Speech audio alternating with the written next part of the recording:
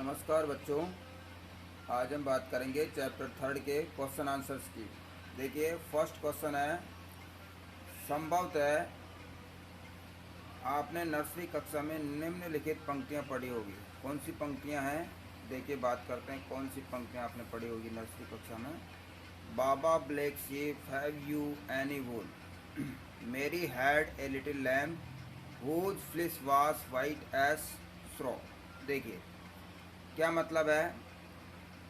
इन लाइनों का मतलब आपको बताया गया है कि ब्लैक शिप यानी काली भेड़ के किन भागों से ऊन होती है, किन भागों में ऊन होती है, यानी कि जो काली भेड़ होती है उसके किन भागों से ऊन प्राप्त की जाती है। तो देखिए, आंसर होगा भेड़ की त्वचा के साथ उगने वाले महीन और मुलायम बालों में ऊन होता है। ऊन कहाँ पर होता है?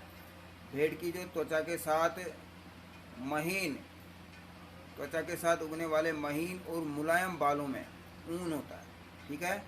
नेक्स्ट है इसके अंदर मेमने, यानी भेड़ का जो बच्चा होता है उसको मेमना, इंग्लिश में लैम्ब बोलते हैं, कि सफ़ेद रोमों का क्या तात्पर्य है। तो देखिए, सफ़ेद रोमों का क्या तात्पर्य है? मेमने के सफ़ेद रोमों का मतलब भेड़ के बच्चे के ऊन का रंग सफ़ेद है। भेड़ और बकरियों का प्राकृतिक ऊन काला, भूरा या सफ़ेद होता है। मतलब जो भेड़ का जो मेमना है उससे जो ऊन प्राप्त होती है उसका रंग कैसा है? उसका रंग सफ़ेद होता है। आगे देखिए, सेकंड नंबर का क्वेश्चन है, रेशम कीट, इसके लिए कहा गया कैटरपिलर लार्वा। सही विकल्प चुनिए। रेशम कीट के लिए इन दोनों में से कौन सा सही है? तो हम जानते हैं कि दोनों ही रेशम कीट के लिए सही है, दोनों ही उसकी लाइफ साइकिल में पाए जाते हैं। देखिए, तो आंसर क्या हो जाएगा? आंसर ग हो जाएगा। ए और ब दोनों ही सही है। ठीक है, तो दूसरे का उत्तर हो गया ग। ए और ब दोनों सही है। फिर देखिए, निम्नलिखित में से किससे ऊन प्राप्त नहीं होती? ऊन किससे प्राप्त नहीं होती? याक से ऊन प्राप्त होती है, ऊँट से भी ऊन प्राप्त होती है, बकरी से भी ऊन प्राप्त होती है, लेकिन घने बालों वाले कुत्ते से ऊन प्राप्त नहीं होती। ठीक है, तो आंसर क्या हो जाएगा इसका? घ। फोर्थ नंबर का क्वेश्चन देखिए, निम्नलिखित शब्दों का अर्थ बताइए। जैसे पालन, पालन से क्या मतलब है? ऊन कटाई से क्या मतलब है? रेशम कीट पालन से क्या तात्पर्य है? इनके बारे में आपको बताना है। तो देखिए, पालन क्या होता है।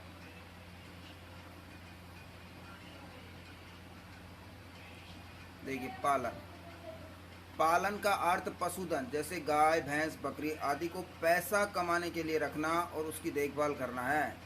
इन जानवरों को खिलाया जाता है, आश्रय प्रदान किया जाता है और बेहतर उपज जैसे दूध, मांस, ऊन आदि के लिए पाला जाता है। उदाहरण के लिए, भेड़ को मुख्य रूप से ऊन के लिए पाला जाता है। वह मुख्य रूप से कम वर्षा वाले क्षेत्रों में पाले जाते हैं। भेड़ घास और पत्तियां खाती है। उन्हें दाल, मक्का, ज्वार और खनिजों के मिश्रण भी खिलाए जाते हैं। सर्दियों में उन्हें घर के अंदर रखा जाता है और सूखे चारे, पत्तियां और अनाजों पर पाला जाता है। मतलब भेड़ को क्या खिलाया जाता है, सर्दियों में किस तरीके से रखा जाता है, वो आपको बताया गया है। तो पालन से मतलब पशुपालन से है, जिनसे कि पशुपालन ले लो या मुर्गी पालन से ले तो पक्षी पालन हो गया एक तरीके से, रेशम कीट पालन हो गया, मधुमक्खी पालन हो गया।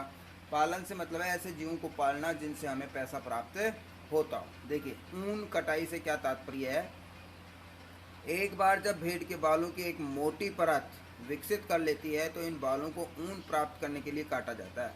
भेड़ की त्वचा से ऊन को अलग करना ऊन की कटाई कहलाता है। ये कार्य कई मशीनों द्वारा पूरा किया जाता है। ये हो गई ऊन की कटाई। फिर है रेशम कीट पालन। रेशम के उत्पादन के लिए रेशम के कीड़े के प्रजनन और प्रबंधन को रेशम कीट पालन के रूप में जाना जाता है। विभिन्न प्रकार के रेशम जैसे शहतूत रेशम, टसर रेशम आदि विभिन्न प्रकार के रेशम कीड़ों से प्राप्त किए जाते हैं। फिर देखिए, क्वेश्चन नंबर 5 जो है उसकी तरफ अपन चलते हैं। ऊन के संसाधन के विभिन्न चरणों के कुछ क्रम नीचे दिए गए हैं। शेष चरणों को उनके सही क्रम में लिखिए। देखिए, पहला क्रम है ऊन की कटाई। कटाई के बाद में क्या किया जाता है? उसका अभिमार्जन किया जाता है। फिर छटाई, छटाई के बाद में किया जाता है कि उसकी बर की छटाई की जाती है, फिर रंगाई की जाती है और फिर रेलिंग की जाती है। तो ये ऊन प्रोसेसिंग के विभिन्न चरण हो गए। क्वेश्चन नंबर 6 देखिए, रेशम कीट के जीवन चक्र की उन दो अवस्थाओं के चित्र बनाइए जो प्रत्यक्ष रूप से रेशम के उत्पादन से संबंधित है। तो देखिए, पहले तो शहतूत के पत्ते के ऊपर जो रेशम कीट ने अंडे दिए वो बताया गया आपको। एक डायग्राम तो आप ये बना लें। दूसरा डायग्राम आप देखें कि ये कोकून का डायग्राम आपको दिया गया है। ये कोकून है, तो कोकून का डायग्राम आपको बताया, तो एक डायग्राम आप ये बना लें। क्वेश्चन नंबर 7 देखिए, निम्नलिखित में से कौन से दो शब्द रेशम उत्पादन से संबंधित है। कुछ शब्द दिए गए हैं, अब आपको बताना है कि रेशम उत्पादन से संबंधित शब्द कौन से हैं। देखिए, पहला शब्द रेशम कीट पालन, बिल्कुल रेशम उत्पादन से संबंधित है। पुष्प कृषि, ये नहीं है, रेशम उत्पादन से संबंधित नहीं है। शहतूत कृषि, बिल्कुल ये रेशम उत्पादन से संबंधित है, क्योंकि रेशम का जो कीट होता है उसको शहतूत के पत्तों के ऊपर पाला जाता है। फिर है मधुमक्खी पालन, ये भी नहीं है।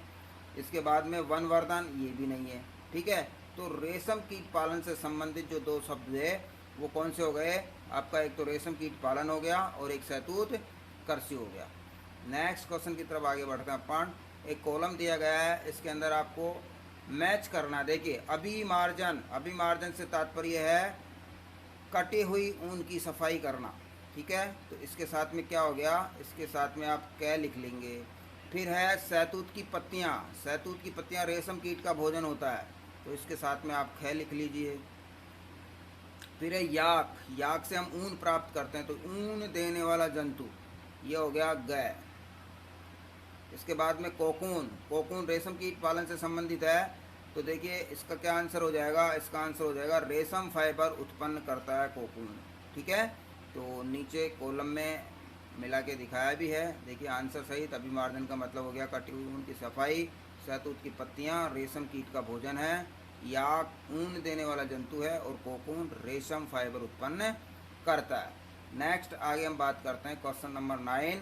क्वेश्चन नंबर 9 हमें कहता है कि इस पाठ पर आधारित एक वर्ग पहेली दी गई है। रिक्त स्थानों को उन अक्षरों से भरने के लिए संकेतों का उपयोग कीजिए जो अक्षर को पूरा करते हैं। देखिए, ये इधर एक वर्ग पहेली दी गई है, यहाँ पर इस वाले भाग में हमें क्या भरना है। नंबर 2 पे हमें कहा गया है कतरित ऊन को अच्छी तरह से धोने का प्रक्रम, तो इसे क्या कहते हैं, इसे परिमार्जन कहते हैं। तो यहाँ हमें क्या भरना है, परिमार्जन भरना है। क्या भरना है, परिमार्जन भरना है। देखिए ये यहाँ आप पे भरेंगे, फिर परिमार्जन आप भर लेंगे बच्चों इसके अंदर। यहाँ आपको परिमार्जन भरना है। एक्चुअली में पेंसिल मोटी है इसलिए मैं भर नहीं पा रहा हूँ। तो नंबर 2 पे आप क्या भरेंगे, परिमार्जन। फिर है एक प्रकार का जानतव्य रेशा, क्या है, एक प्रकार का जानतव्य रेशा, तो यहाँ पर आपको भरना है रेशम। 3, 4 और आगे वाले बॉक्स में आपको भरना है रेशम। फिर है लंबे धागे जैसी संरचना जिससे बुनकर वस्त्र बनाए जाते हैं, ये नंबर 6 पर आएगा, तो इसमें आप भरेंगे फाइबर। यहाँ पर आपको भरना है फाइबर। क्या भरना है, फाइबर। फिर ऊपर से नीचे देखिए, ऊपर से नीचे अगर आप चलेंगे तो ऊपर से नीचे नंबर 1, इसे बुने वस्त्र शरीर को गर्म रखते हैं, इससे बुने वस्त्र शरीर को गर्म रखते हैं, तो ये रहा 1। ऊपर से नीचे ऊन आ जाएगा यहाँ पर, ऊन। इसके बाद आप भरिए इनकी पत्तियों को रेशम कीट खाते हैं, तो रेशम कीट किसको खाते हैं, शहतूत की पत्तियों को खाते हैं, तो ये ऊपर से नीचे यहाँ पर आप शहतूत भरेंगे, शहतूत की पत्तियों को खाते हैं। रेशम कीट के अंडे से निकलते हैं, क्या निकलते हैं रेशम कीट के अंडे से, रेशम कीट के अंडे से कैटरपिलर निकलते हैं, और वो आपको यहाँ भरना है कैटरपिलर। तो इस तरीके से इस वर्ग पहेली को आपको पूरा करना है। इस प्रकार देखिए इस चैप्टर नंबर 3 के क्वेश्चन आंसर्स आपके पूरे हो गए।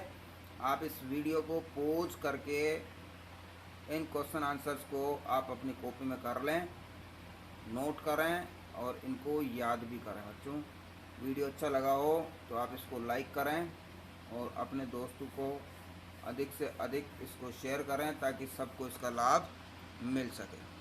धन्यवाद।